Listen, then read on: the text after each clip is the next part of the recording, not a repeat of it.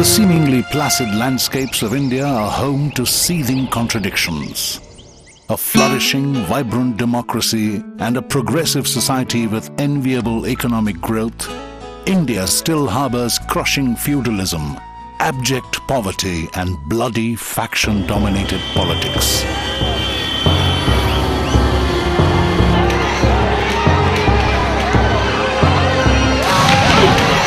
Rayalaseema in Andhra Pradesh had the dubious distinction of being one of the most violent and dangerous areas in the country. Ridden with ravaging feuds, political vendettas and gory murders that terrorized the populace into abject submissiveness, Rayalaseema seemed to exist outside the bounds of modern society. Governed by bloodthirsty warlords whose private armies freely used bombs, sickles and guns, the district achieved a notoriety that is unrivaled even today. These killing fields birthed fearsome factionists who wielded enormous power in the affairs of the state and the lives of the common man. Factionists who were beyond the law, beyond bounds of all accepted morality. This is the true story of one such man who walked the road to perdition. A brazen killer who sowed death and destruction for 14 long years, who terrorized the populace with a brand of violence that was unprecedented in its brutality, who defied the law of the land and supplanted it with his own.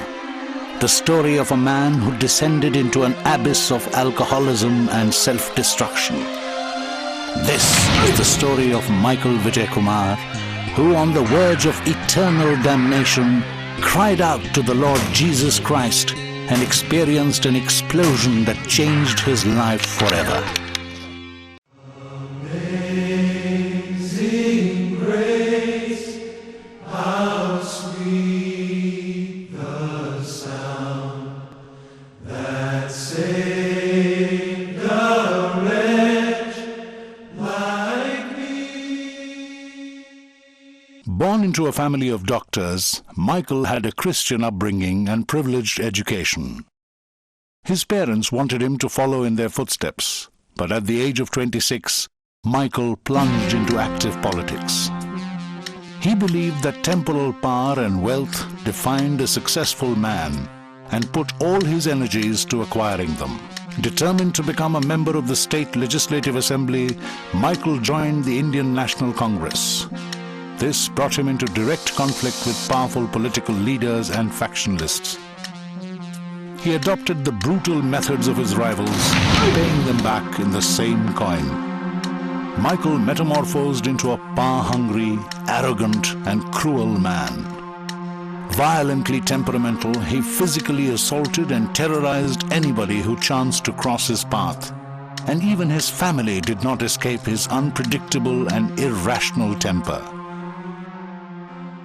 We used to dread coming home for holidays, and we never used to meet our dad because he used to be always out of the house.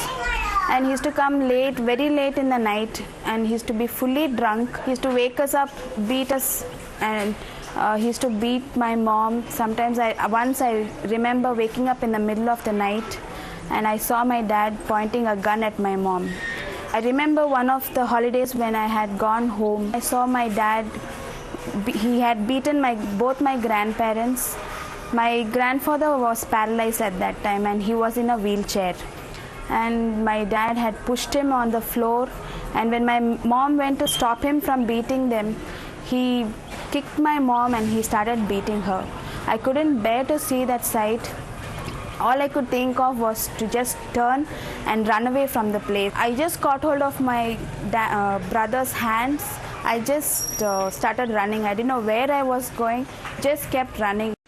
Michael Babu, as he was known, became one of the most feared and ruthless factionists the state had ever seen. He stockpiled weapons, manufactured bombs, and led raids into enemy territory. The district lived in a state of fear as rivals fought it out with bombs and guns on the roads.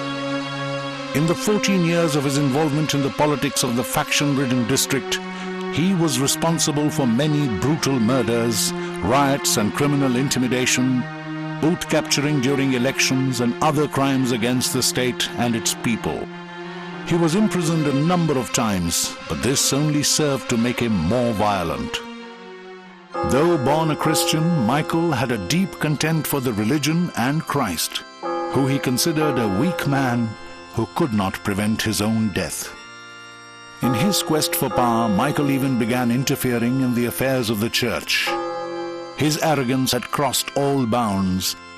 Mr. Michael Vijayakumar was a ferocious politician. He was a terror in the public. He had a very bad personality while he was in politics. He also interfered and did much harm to the church activities in this area.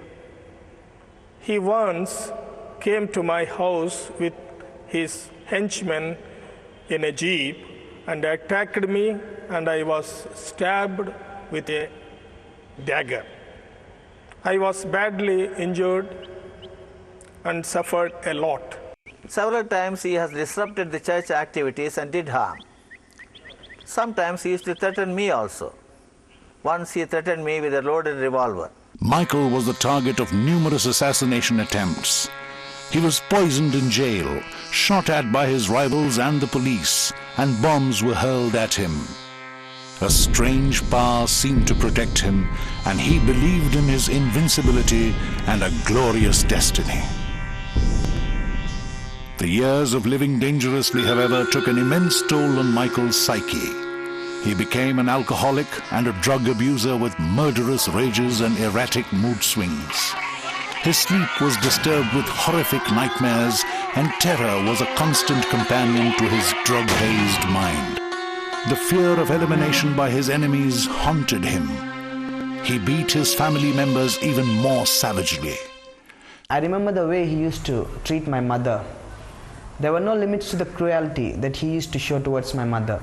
And even we, as kids, were not spared from his cruelty. He used to beat us a lot, and we just used to wonder why he had to treat us like that. And I even remember praying on quite a few occasions that my father should die. And that was a relationship that I had with my father.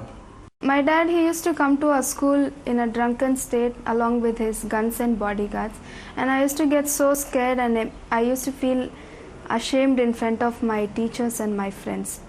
Sometimes he would place an apple on our head and shoot at it from a distance. This is a sport he enjoyed with others too. These are just a few instances in my life. At a very early age, we were exposed to the darker side of life.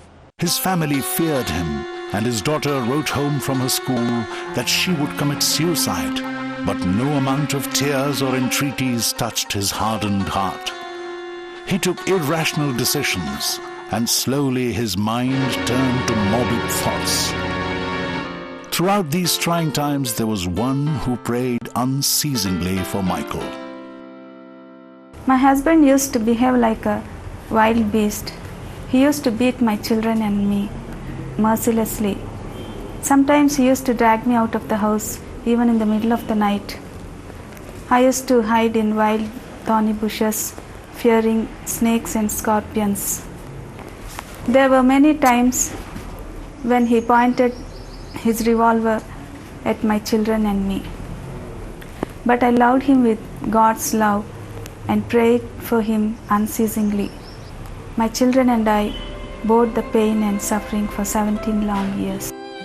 Michael could no longer bear the extreme stress of his dangerous existence, and the escalating friction with the district police chief in 1993 forced him to flee the town.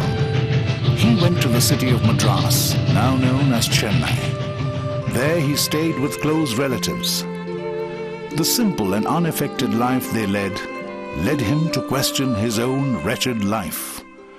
At Chennai, the Lord's hand was upon Michael in a special way, and the Lord started speaking to him.